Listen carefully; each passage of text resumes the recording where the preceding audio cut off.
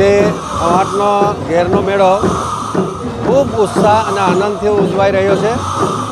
આ તબક્કે અમે જે તે વખતના કલેક્ટર એટલે કે વડોદરા છે હાલ ધામેલિયા સાહેબ આ ઘેરના મેળાને ખૂબ મહત્ત્વ આપેલું છે, જેના કારણે આ વર્ષે ઘેરિયાની ટુકડી વધારે પડતી છે। એમાં અમને પ્રોત્સાહન તરીકે પણ આપ્યું અને આ તબક્કે ધામેલિયા સાહેબ શ્રી કલેક્ટરને પણ ખૂબ ખૂબ અભિનંદન આપે છે। આ ઘેરની ટુકડી વર્ષોથી બને છે।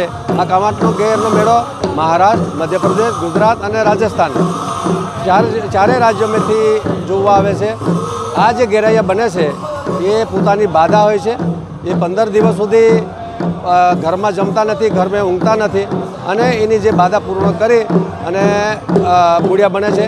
એ બુડિયાઓ બને એ ખૂબ પાલણી કરીને બનતો હોય છે, જેના થકી એ વધેરમાં પણ કૂદી જાય તો એમને વધારે ચોંટતી નથી। એટલે આમાં માતાજી પણ એમને દયા રાખે છે અને આ હું તો મેસેજ આપવા માંગીએ કે કવાંટનો ઘેરનો મેળો વધુમાં વધુ સારો બને અને દર વર્ષે સરકાર પણ પ્રશાસન પણ ખૂબ અમને મદદ કરી અને જે કવાંટમાં વ્યવસ્થા કરી છે પાણીની, તંબુ અને દવાખાનાનું તમામ વ્યવસ્થા કરી છે, એટલે પ્રશાસનને પણ અમે અભિનંદન આપીએ। આ તબક્કે આ તમારી યુટ્યુબ ચેનલ છે એને પણ અભિનંદન આપીએ અને આ તબક્કે બધાને રામ રામ। શું નામ તમારું? રણજીતભાઈ મોર્યાભાઈ ભીલ, માણકા સરપંચ તો ઘેરેથી છે, હું જિલ્લા પંચાયતનો ઉપપ્રમુખ।